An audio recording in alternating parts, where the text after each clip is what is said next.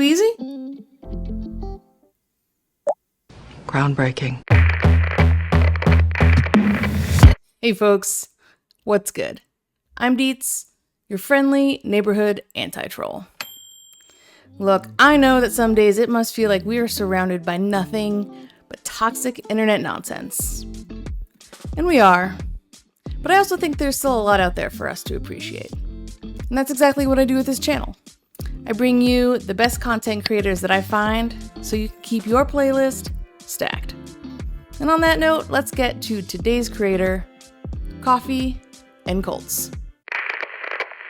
Hollywood looks like the perfect place where dreams come true. So today we're going to discuss what happened behind the scenes on Glee. The behind-the-scenes story of Charmed could be a TV show in itself. This entire $30 million scam came crashing down around McDonald's. Multiple affairs, lawsuits, Harvey Weinstein, lies, manipulation, the Super Bowl, so much cheating. Everything you need to know about Twin Flames universe and its leaders, Jeff and Shalia Devine. So sit back, relax, grab a coffee or a drink, And let's dive in to the complicated world of Charmed. to one of the most fascinating scams of all time, the McDonald's Monopoly scam, And the dark world of the WB network. one of the most unhinged and wild videos about a cult born right here on YouTube, Twin Flames Universe. The unbelievable behind-the-scenes story of the pop culture phenomenon Glee. Yeah, I mean, on the show I'm a bad guy, but in real life, I'm the worst guy. Don't let the channel name fool you. Coffee and Colts goes way beyond the obvious.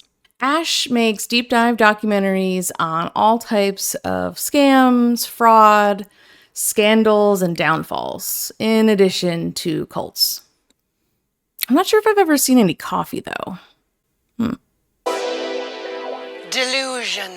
But in any case, her cat, Miss G, also known as her producer, is usually there too. So I am a child of the 80s and 90s, and even though I never really ate at McDonald's, I do remember the Monopoly game. I mean, I had a TV, and the commercials were endless. And yet I had never heard the story of the scam behind it and how, like, this game was actually infiltrated and turned into a huge, huge scam. This scam ran for over a decade. I honestly had no clue what was happening behind the scenes the whole time. From McDonald's Monopoly to Scrabble to Who Wants to Be a Millionaire, none of the winners for over 12 years were real. Until, that is, a certain video showed up on my homepage on YouTube. And, you know, being a child of the 80s and 90s and remembering that Monopoly game, I clicked pretty fast. Whew. How did I not know about it? It had all of the things, you know, it had scams, it had fraud, but it also had an FBI investigation and wiretaps and like at least 2 people named Jerry. Does anybody else remember looking for a gray M&M? Because, yeah, even that was involved in this scam. The winning bag could be worth $1 million. It was huge. I'm going to go out on a limb here and take a guess that Ash and I are somewhat similar in age. Usually that doesn't matter, but I'm only saying that today because of the topics that she's been choosing lately. She's got a lot of these behind the scenes videos about television shows from like the 90s and early 2000s. She's covered shows like Charmed, Seventh Heaven, Buffy the Vampire Slayer, One Tree Hill. What a time to be alive. Am I right? No, that wasn't a question. And she's also been covering other more modern monsters of today. Whether it's terrible products, shady businesses, undisclosed sponsorships, crypto rug pulls, scummy courses, unethical gambling codes, sketchy companies, or products that straight up do nothing, some of the worst influencers truly know no bounds when it comes to what they'll shill. Ash creates videos about celebrities and influencers and their downfall. So think the Kardashians, Cody Ko, and most recently, Mr. Beast. Well, women are stupid because they're inferior to men. And because they're inferior, they have smaller brains, which obviously makes them stupider. And yes, as the channel name suggests, she also covers the stories about cults. Alison Mack decided to join the self-improvement group, also known as NXIVM. Actually, one of the most recent ones that I listened to was about the Twin Flames cult. Join a cult to guarantee you get to be with your one true love. Because according to them, they are the second coming of Christ and speak directly to God. I had heard about the Twin Flames, but I never really knew all the details about it, and that's fucked up. Just whoa. That's all I can say right now. Go ahead and go watch that one for sure. Anyway, Ash. Right. She really is a great storyteller. She goes into details of every person and every single business that's involved in the stories that she's telling. You know, what their roles were and how they contributed to each scheme and how each scheme actually worked step by step. My dad sat on a plane with this man that was the head of security for McDonald's who was hired to keep these pieces safe. And my dad was like, hey, you should give those to me and let's distribute them and make some money. And while she's telling the story, she's got some great B-roll playing.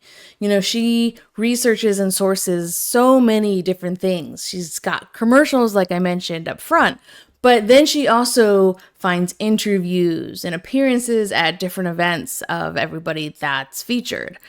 She finds documents and other articles, things from the press. She'll find sound bites from podcasts and other interviews. I've even seen her somehow find home videos from the people in the stories. They must have been, in the press or on the news or something. I don't know how she finds everything she gets, but ultimately she combines everything into this really cohesive story that is exciting to watch. Allegedly, in my opinion, based on what I've heard from people who are intimately involved with the show anyway. And she doesn't even stop there.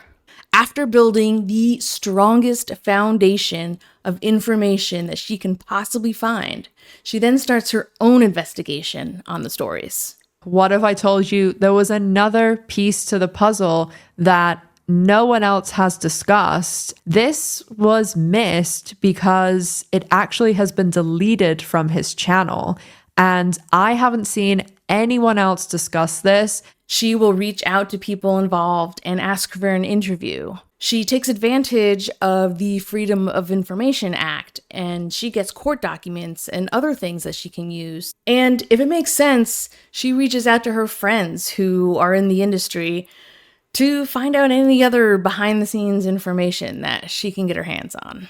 I had several sources come to me when I was almost done with the video and reveal a lot of things that are not out publicly about a WB star who was on probably its most successful show. Certainly the biggest show in my opinion.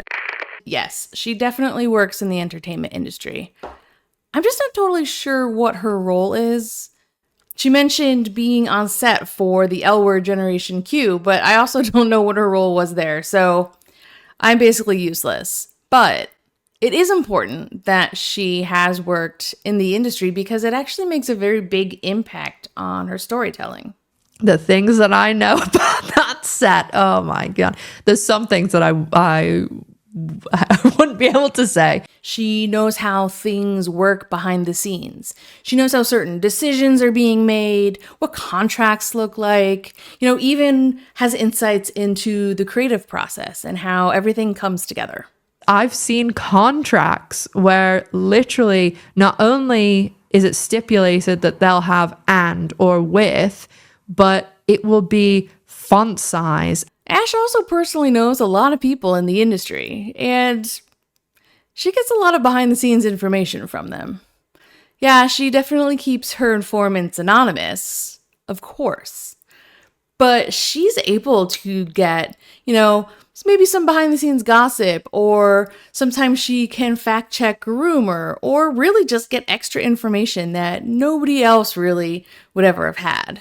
She has insights on what it's like to work with certain people, whether they be cast or crew.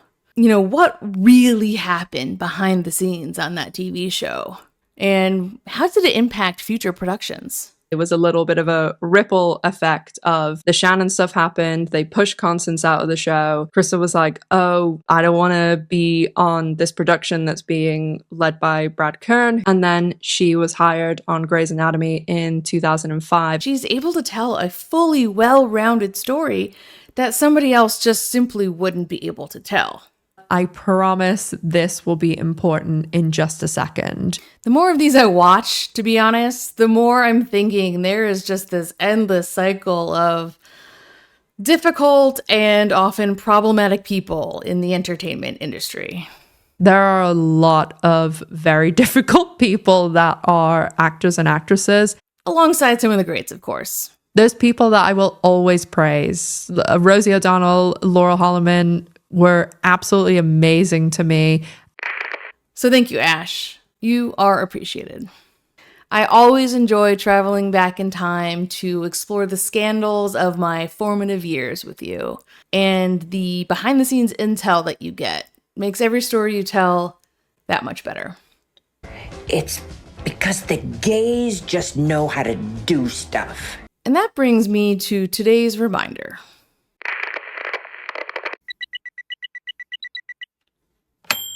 Today's reminder. You never know what's going on behind the scenes, but somebody else does, and they probably have a YouTube channel.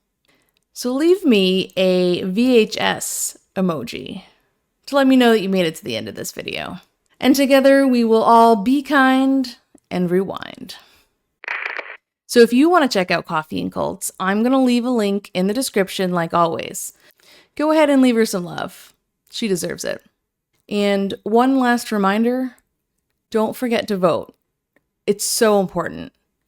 If you haven't registered yet, don't worry, there is still time. I'm going to leave a link in the description of this video so you can register right now. How else can I make myself look like strong woman? Vote, bitch. And if you want to support this channel, thank you. All you have to do is hit subscribe, leave a comment, or like this video.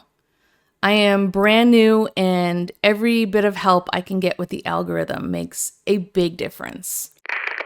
And hey, if you want another creator to binge on, you can watch one of these videos right here. And otherwise, I'll see you in the next video. Bye. I don't think I've ever lied in an interview because I've never done anything to be ashamed of.